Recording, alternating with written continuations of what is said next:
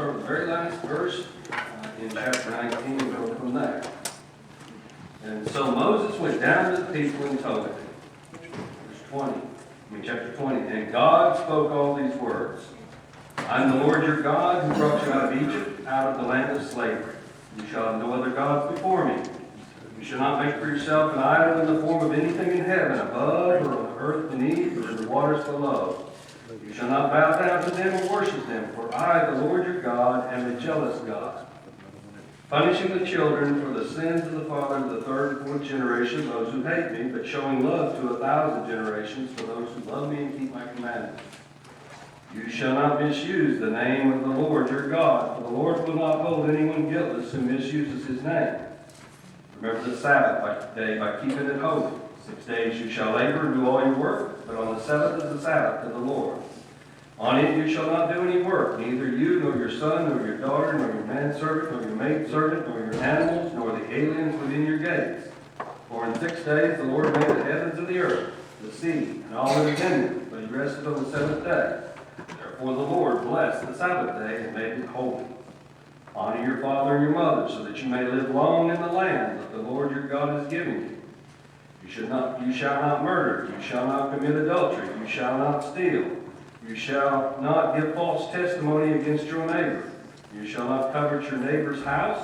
You shall not covet your neighbor's wife, or his maidservant, or his manservant, his ox, or donkey, or anything that belongs to your neighbor. Lord, we thank you for the day that you've given us and the opportunity to study your word. Guide us in all things. In your Son's name. Amen. All right. Continuing our study of Exodus. We are currently at Mount Sinai.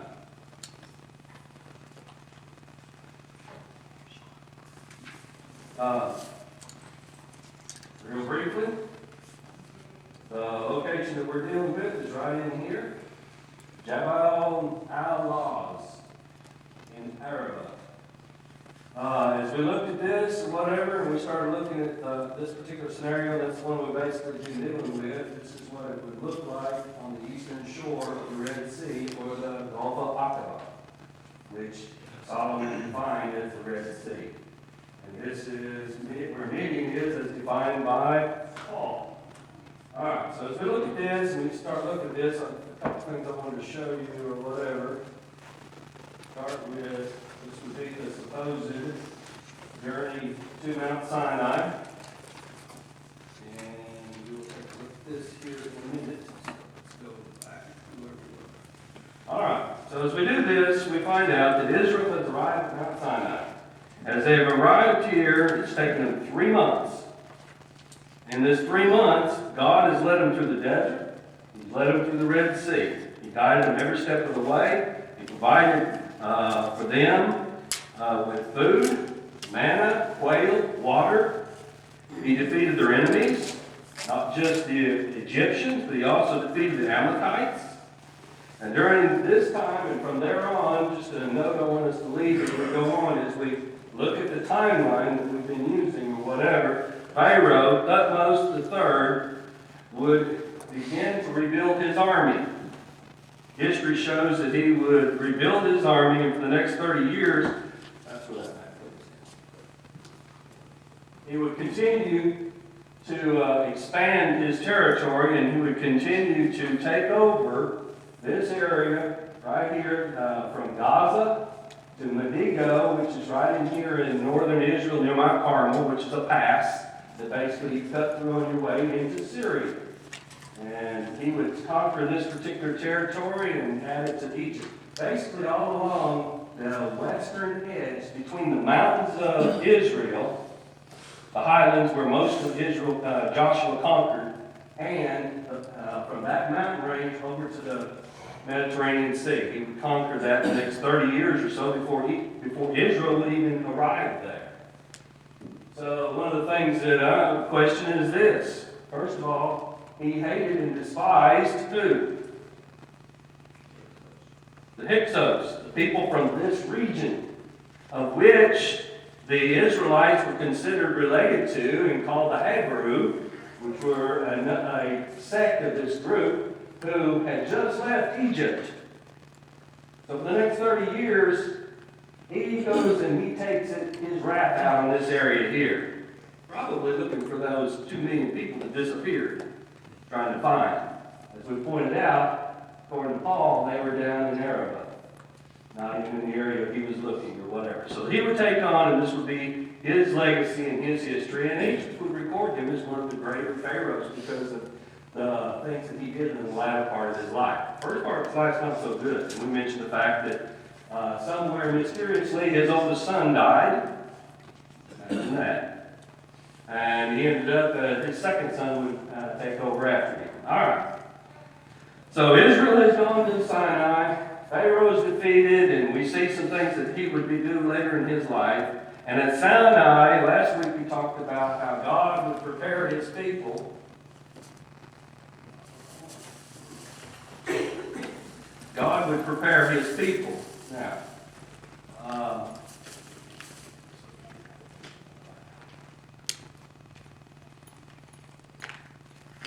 use the glasses, I think. Okay?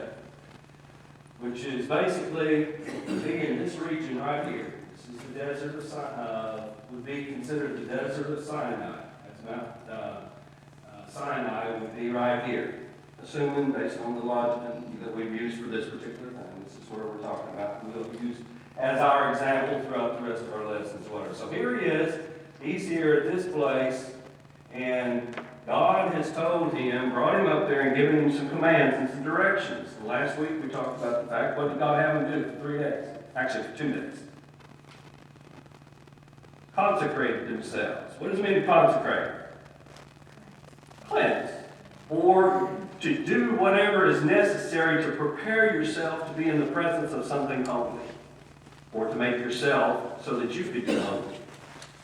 So that you could be there. That's what consecrate means. That's a fancy word in English or whatever. But basically it means to make cleanse, wash their clothes, they wash their bodies, they did everything they could to make themselves what later would be called ceremonial clean. So that before God they would come as holy as man could make themselves. And that was the point, because they were about to be God for the first time. Now Moses has led them over here to the mountain of God. They've seen the rumblings and the things going on as Moses has gone up and down and back and forth, even from the other side, and some things.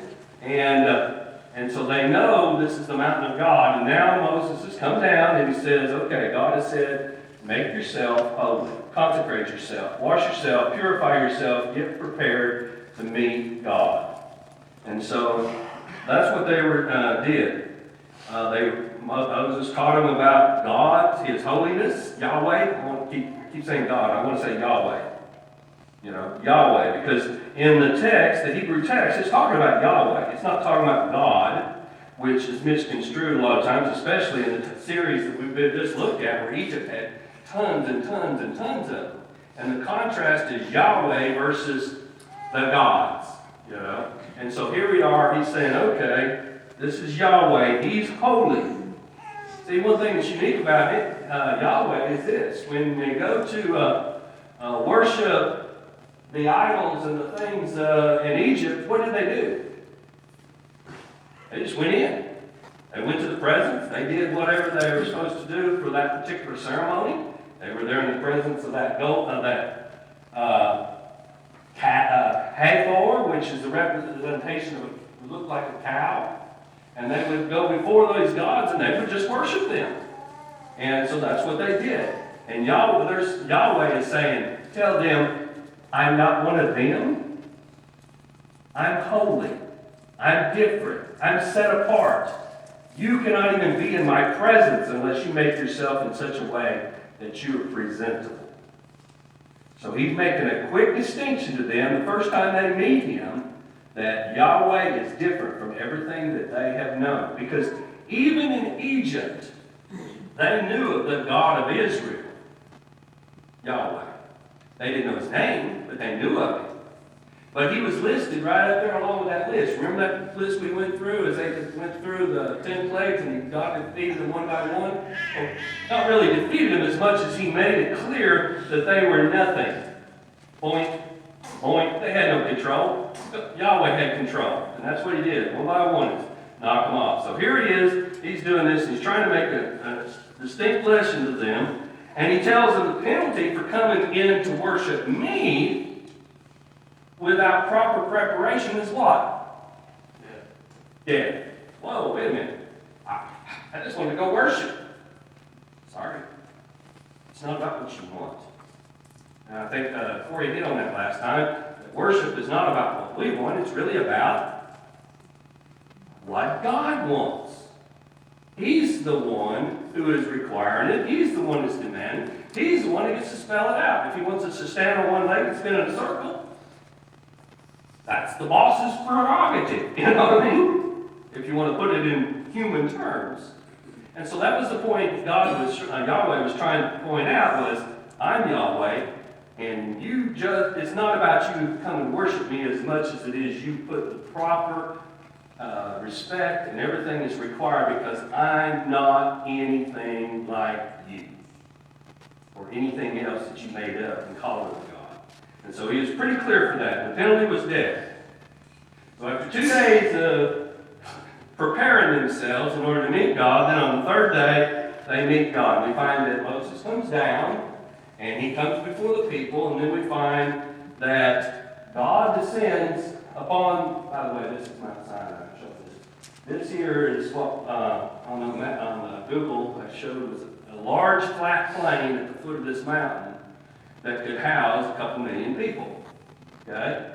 And so here we are looking here at what would be Mount Sinai, and it actually goes in a curve and goes around back into there. And as we look at this, then we see this is where God would descend down to the top of the mountain, and all the view of everybody that would see him. Well, on the third day, then they were called and told to come before him. So the masses would leave the camp and they would come up before the mountain. They would have to stay away because he said, you have to have a certain perimeter. Because you're not holy. You cannot come here. Remember even Moses. When Moses, who was specially called, God said, take your shoes off. They will defile this holy ground that I am a part of and I'm touching. And so he does that. So he says, come before me. It's a little fuzzy, but a little closer view or whatever, the mountain here. And so they were to come here before this, and as they come before it, God descends to the mountain, and from the mountain with Moses here, and all the people, and all of the elders, and Aaron, and all of the Levites, everybody there before God, God speaks to them. You know? We always talk about the Ten Commandments and him writing. Yeah, he does that, but he does that later. Here he tells them the commands. In Exodus 20, when he gives the commands, he starts speaking to Moses and to all them, and he tells them the commandments. He starts off with the first one. He says, before he even starts with the first command, he says, hello, I'm Yahweh. But he says it in such a way that says, I am Yahweh. I am Yahweh who brought you out of Egypt and out of the land of slavery. Remember, they've been over here, way over in Egypt. Now all of a sudden they're out in the desert. They've gone through all these things, and Moses had led them here, and God had told him what to do and all this, and they had a cloud leading them. But now, for the first time, God comes down and says, I'm Yahweh. I brought you out of Egypt. You saw all those things that happened. I'm the one. And so he basically is introducing himself. And as he introduces himself, he says, I am Yahweh. I'm not one of these gods that you all have. I'm something particular. Now, when in Egypt did one of those 15, 20 gods we looked at ever stand up and speak to the people? Not once. When did they ever speak to Pharaoh? Well, Pharaoh was the closest thing because he claimed to be a god, descendant, or brought down and made a god from God. Therefore, he was to be the voice of God. But he was the closest thing to it. And we saw what happened to his power of his words. So here we are, we have Yahweh speaking to them and saying, I am Yahweh. You're now talking to God. You've never done that before, but I'm telling you, now all of a sudden they've got something really amazing standing before them. So much that we'll read later on that what did they want to do? Rush the mountain? No, they went back up and said, whoa, Moses, you go talk to him. We don't want to do this. That's how much fear God put into them, how much respect they had for that. That's how they knew that this was very much distinct from all these gods that they had spent all that time worshiping. And he starts off and he starts giving them what his letter called the 10 words or 10 commandments. And the first one is very clear. It says, you shall have no other gods before me. You know, versus all these Egyptian gods that you're all running around about. Literally what he's saying is, he's not saying there's a pecking order and I'm the top god. Israel later would kind of do that when they lived in Israel, didn't they? They kept some of the Canaanite gods, the Baals and this, and the Asherahs, and they put them in there, and Yahweh was the top god. That's the way they would deal with that. But that's not what he's really saying. He's saying, I just showed you those others were not God. I am Yahweh. There is no one like me. You know, and in your heart and in your mind, there will never be anybody above me or anything that's different. I am the God. All the others are, I wrote, pseudo-gods or false gods, fake gods. He had already demonstrated the worthlessness of Egypt's gods. Not one time did they even try. Those gods, were they able to do anything, whatever, because it was just an object. All right. The next thing he goes on to say, he says, you shall not make for me an idol in the form of anything in heaven, above, or on earth. I think King James said, make any graven image, which means make an image that you cut or carve or mold or whatever that you make. Don't make any image. It's more than an idol, because an idol a lot of times is something that you do what? Worship as God. He's saying, I don't want any images, not just as an idol to worship as God, but I don't want any images even to represent God, to represent Him. He doesn't want an image to represent Him. And we're going to find out next week, what are they going to do? Exactly what he said. Absolutely don't do. You don't need an image of me, because why? You have seen me. You have heard me on this mountain. This is what God is, not something that you made up or identified with. So he says, no graven images, no man-made things of any kind should be made for me. Nothing that represents me that is something of the earth or something of heavens. All those things are things he created. He didn't want to be looked at as something that was just a creation. You know, that's one of the reasons we don't find in history, there's not a lot of things about God that are left laying around, because he didn't want things worshipped. As a matter of fact, Israel's biggest problem was they worshipped what? The Ark of the Covenant, and what Jesus ended up tearing down in AD 70. The temple. They were always, I'm a Jew, I've got the temple. I'm a Jew, I've got the temple. During Samuel's time, I've got the ark. Let's make it go. Let's bring it with us so we can win the war. We got a trinket from, no representations. God is who he is, and he goes on and talks about worshiping him and him alone. And that if you're his enemy, you're in trouble. But if you're not, he'll love you more than you can ever imagine. Third commandment, he comes up, he says, this version says, you shall not misuse the name of the Lord your God. Thou shalt not use the name of the Lord in vain, you've heard. Okay? What does the word vain mean? Do what? Meaningless. Meaningless. Worthless. Empty. When you use his name, it's not to be empty. Matter of fact, Jesus talked about it. When Jesus talked about it, he talked about your gaze be gaze, your nose be nose. Don't be swearing by God, by Yahweh, because it may be empty. It may be vain. Don't use his name at all unless it, whatever you do, you've got to stand behind it. We've seen cases of people swearing and promising to give God things and doing things that's come back to haunt them. Say don't. His name is holy. It's set apart. It's separate. You don't use it in common language. You don't use it in common occurrences. You treat it just like you do him, as in set apart, separate, special, consecrated, holy. That's the way it's used today?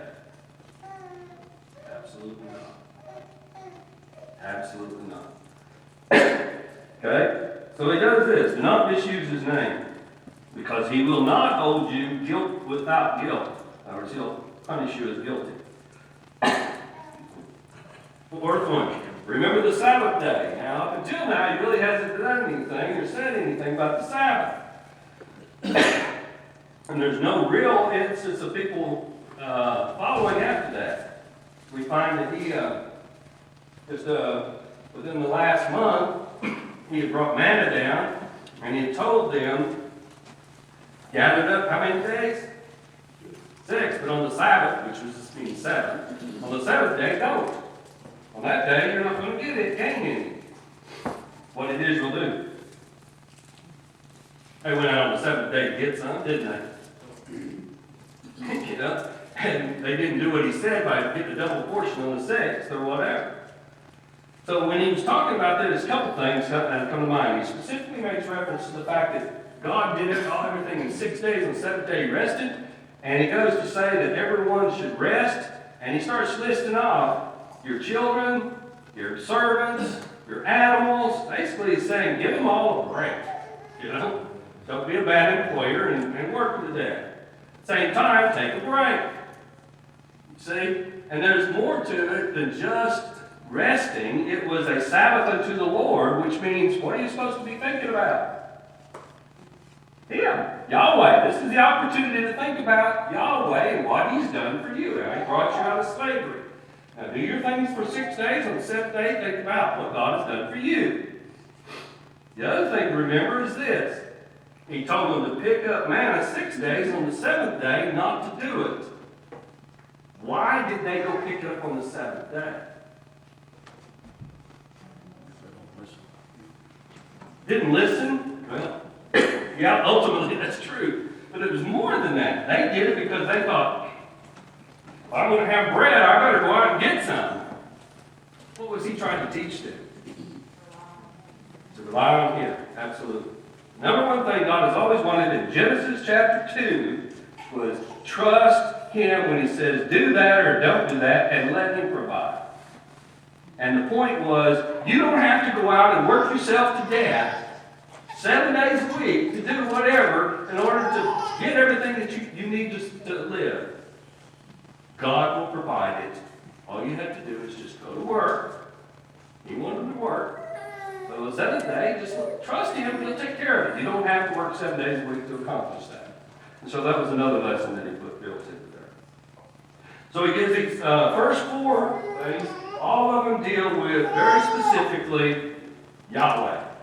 How you deal with him, what you have, how you treat him, your understanding of who's really in charge of the universe, who is really the God, the one and only God, the one that is in control, has power, provides for you, created the universe, and so therefore you have the opportunity to rest on the 7th day just like he did. See, that also brings to reminder to them the creation.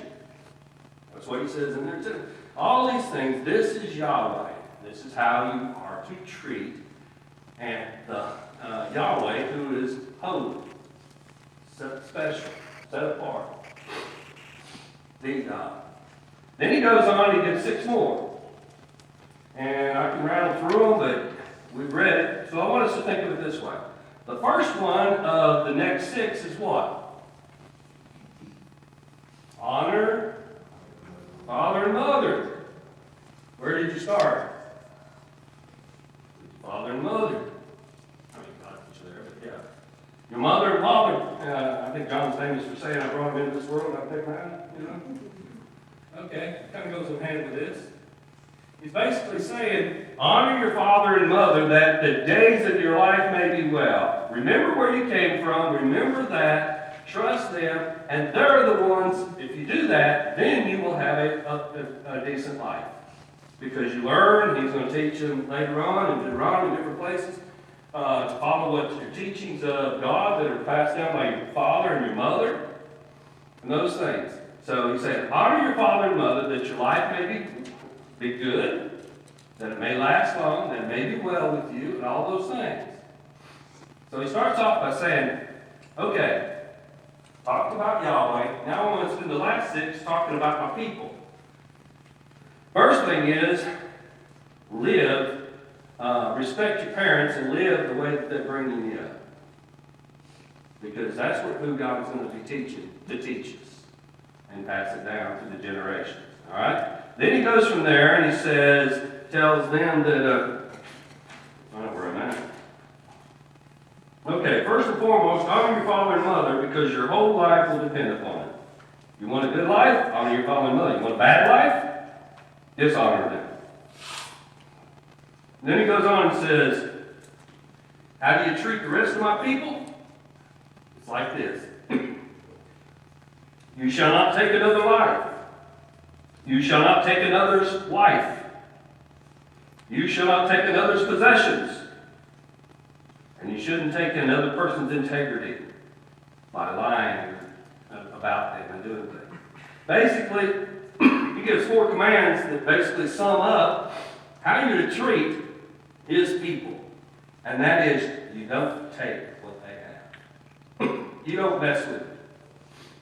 And the 10th commandment, thou shalt not covet, what it's really saying is, not only do you not take it, don't even think about trying to take it. Remember when Jesus came and he went over some of these commands and he taught them? He said, you say thou shalt not commit adultery. I say don't even think about it to the point that you're trying to figure out how you can get it. You say you're angry enough to kill. No.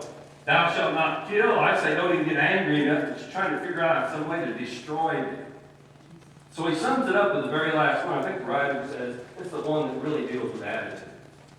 How you're supposed to live with things. So he said these 6 things encapsulated with, first of all, honor your parents so that your life will be good.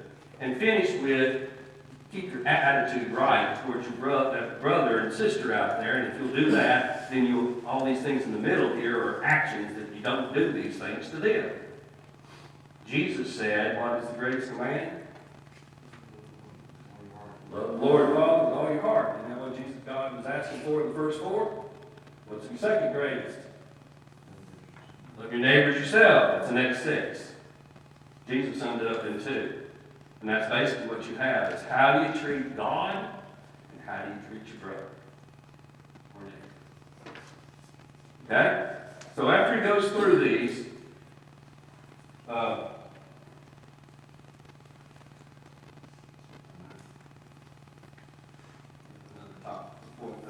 picture of the peak.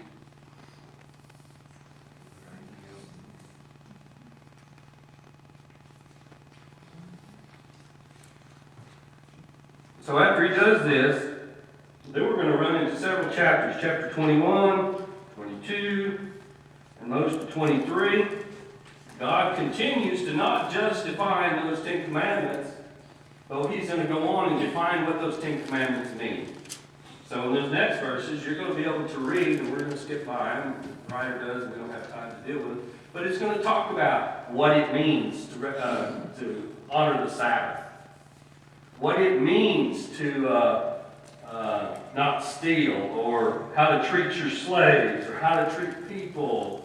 All these things are going to be mentioned in a little bit more detail in the next few verses or whatever, that God continues to tell those people and to Moses and all them there at Mount Sinai. He doesn't just rattle off the 10 and say, see ya. He really goes through this, and then at the end of that, in the latter part of chapter 23, we come to a place where he says some things that I think, where he kind of sums up what he says to them. And he says this, verse 20, it says, see, I'm sending an angel ahead of you to guard you along the way and bring you to a place I prepared. Pay attention to him. Listen to what he says. Don't rebel against him, because he will not forgive your rebellion, since my name is in him. Did they rebel on the way up? Did they follow? Did they listen? They didn't listen to this. God's told them this. And here they are, they didn't listen. if you listen carefully to what he says and do all that I say, I will be an enemy to your enemies and will oppose those who oppose you. My angel will go ahead of you and bring you into the land of the Amorites, the Hittites, the Perizzites, the Canaanites, the Hivites, and the Jebusites. And I will wipe them out. Do not bow down before their gods or worship them or follow their practices. You must demolish them and break their sacred stones to pieces. In other words, don't get involved in it. I just gave you the commands and told you how to treat me. Don't get sucked into. Of course, they didn't even get there before they were sucked right into worshiping their gods. Break their idols down to stones to pieces. Worship the Lord. Worship Yahweh, your God, and His blessing will be on your food, your water. And He'll take away sickness from among you, and none of you will miscarry or be barren. And I will give you a full lifespan. Look at the promises He's given them. So He's telling these people that while they're standing there in His presence. I will send my terror ahead of you and throw into confusion every nature you encounter. Remember when we studied Joshua and how Jericho reacted? The terror they had? I'll make your enemies turn their backs and run. I'll send a hornet ahead of you to drive out these people. But I'm not going to drive them out in a single year, because the land would become desolate and wild animals too numerous for you. Never even read this before. He didn't say He's going to knock them off and take it all out in a few days. He said it's going to be over a period of time. The problem was Joshua did his part, the first part, to set the base, and then it was up to them as they multiplied, as they grew, to go out of these places and destroy them slowly over a period of time. Start taking them off, and they didn't do it. Little by little, I'll drive them out, and you will until you've increased enough to take possession of the land. I'll establish your borders from the Red Sea. That's what I want to see this map here.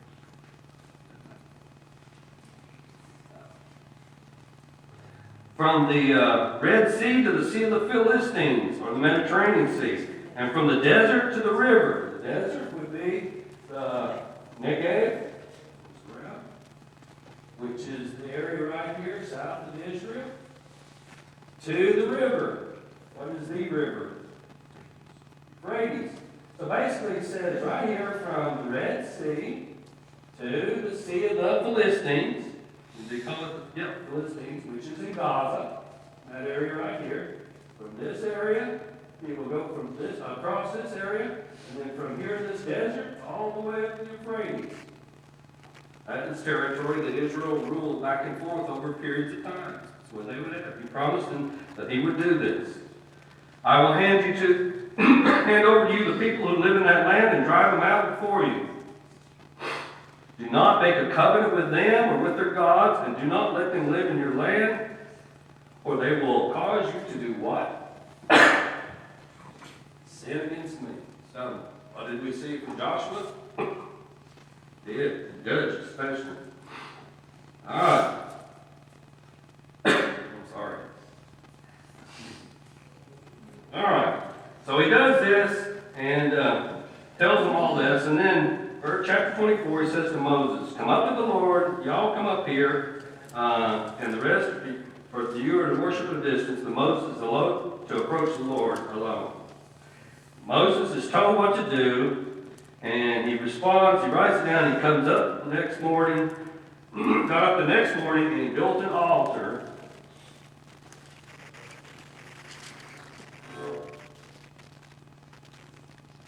At the foot of the mountain.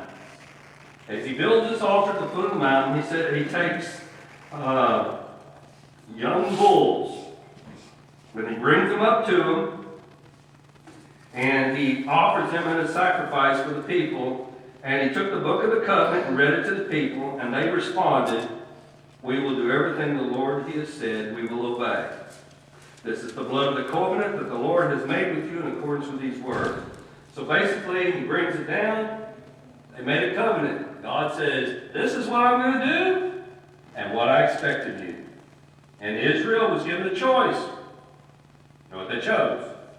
They said they would follow that, their end of the bargain, their end of the covenant. God would be their God, and they'd be His people by following these things. And so Moses builds an altar, offers a young bull, and confirms the covenant there. One thing I wanted to point out when I'm thinking about it, in this area, archaeology has found hieroglyphics that show sacrifices of bulls, cattle. What's unique about that? There are no cattle in Arabo. They're not raised there. They're not indigenous to that area. So somebody came to this area with cattle. And they offered them in a bird sacrifice, which is unusual for that particular part of the world. It's the point to think about. On this altar or whatever, he was told to build it. How? Anybody remember that? Reading that? 12 stones? What is he supposed to hew them with? Nothing. Unhewn, picked up, stacked stones. No tools, no gold, no silver. Reason was, what would the tools do? Defile it. He said that would defile it. It would alter what God made to make it the way they wanted. What did all the gods in Egypt, when they built all these things and all the things, they always built these fancy, beautiful edifices to them? God said no. Uncut, untouched. You know, when I say untouched, I mean like with tools. He also said, and I think I was pointed out in Ezekiel, he said, how many steps? None. Why? Yeah, if you got steps and you're only wearing a robe, your backside will be exposed. He said, no, that defiles. No steps. Simple 12 stones stacked up, offered a sacrifice on, sacrificing sheep, goats, cattle, which are not indigenous, so somebody had to bring them there, and somebody has taken them away since then to that particular area. So they did that, and then God tells Moses to bring Aaron, his 2 sons, and 70 elders. Where do they get to go? They get to go up and see God. I really didn't realize that until I read that. They got to go see God.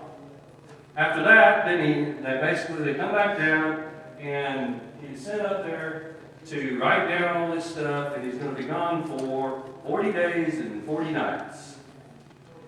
And that's where we leave up today. 40 days and 40 nights. I didn't realize it was that particular period of time again, but that period of time is quite often used a lot. So he's going to go up there for 40 days and 40 nights, and then next week we'll take a look at the next lesson, which I think is lesson 12. All right, any thoughts, questions? All right.